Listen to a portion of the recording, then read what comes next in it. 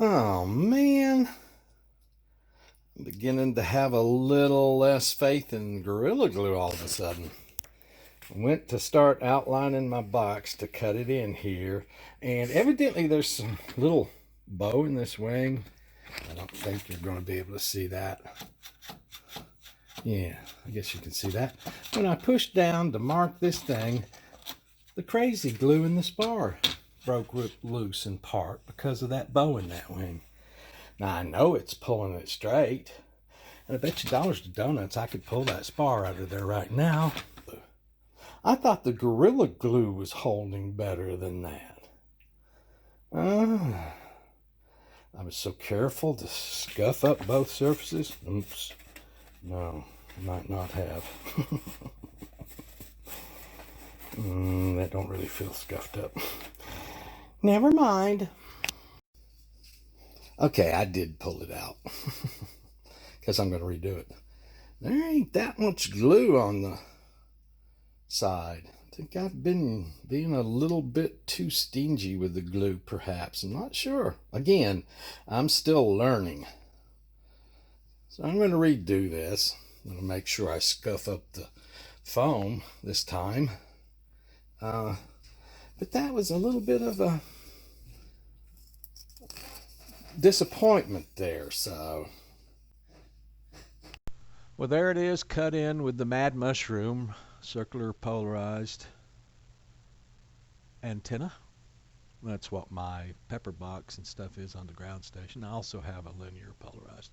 I got it nice and even with the bottom. I'm kind of impressed with me on this one.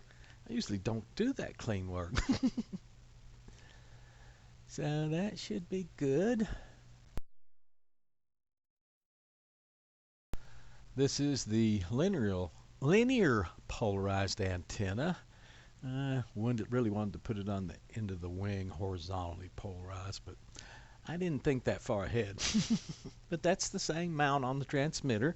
That seems to be okay to me. So I started figuring out how to cut the slot for my wires.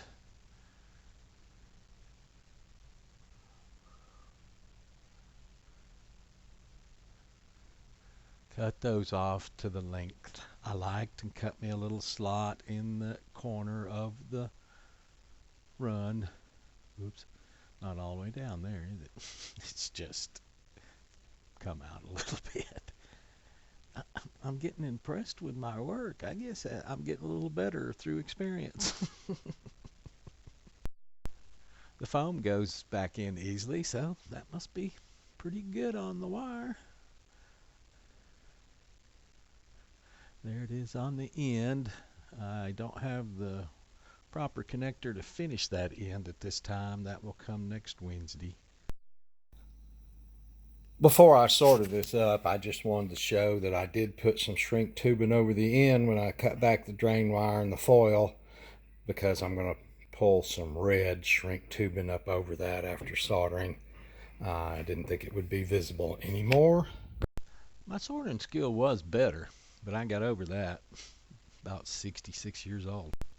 But it's still sufficient to get the job done. uh, so there, got a little excess there on the end.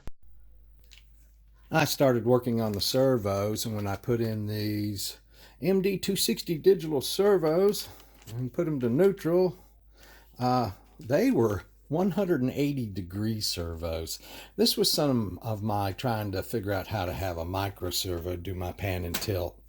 So I switched that out for these CYS model 60009 digital servo. These aren't 180-degree servos. So I set neutral on them, and they'll go right in here. And I'll set these 180s aside for the upper part of my pan and tilt. I don't know how I did that. They're not marked as being 180-degree servos, but boy, they sure do it when you plug them in and send a pulse to them. I glued the spar back down with Gorilla Glue. This time I was really liberal with the glue and the water. It bubbled out around it. I just held it for 10 or 15 minutes. I think next time I'm going to do the spar last. After all the servos and everything are in there, I'm going to prepare both surfaces, put the wires in, the spar in, and then put this on top and glue it all up at the same time, so I'm capturing this part of it, 360. Maybe trying to put it in here and then come back later and cap it isn't my best idea. So on the next one I'll do it that way and see if it works better. But that's it for the night. I got my video transmitter cut in, the wire made up for it. I didn't do the other end of the cable yet because I've got some special connectors coming. I think you'll like them when you see how I do that end. I hope you will. Are you laying down like you should now? Yeah, okay. Don't pull on stuff. I got my servo started. I had to order something for extending those wires. Like I say, I changed over to a different servo. I've got to do my horns and then break loose the ailerons from here. But basically, I'm at a stopping point for what I have the materials for right now, but I'm real close to finishing this particular wing. I have to be really, really careful.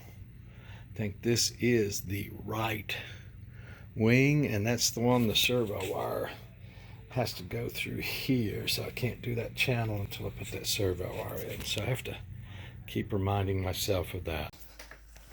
I went ahead and did my servo linkage, and I put my control horn on with 2 M2 bolts and nuts. I'll just touch this side right here with a little epoxy the next time I have the epoxy out.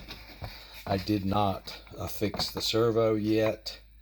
I might have to do things with it when I do its wiring, but I did do the linkage, and I really do like those little ball joint type linkages. I did notice when I put the linkages on this time, these nuts are not the nylock nuts that I thought they were, nylon locking with a little nylon ring in them. They're just straight up nuts. So I had to make a note. I keep a piece of paper next to my work surface, and when I have a thought, I just write it down right then and there. So I've got to go back to the rear stabilizer and secure those 2 nuts on the servo and linkage on the rear stabilizer, where I thought they were those nylock nuts, and they in fact aren't. So that is actually it for the night. Thank you so much.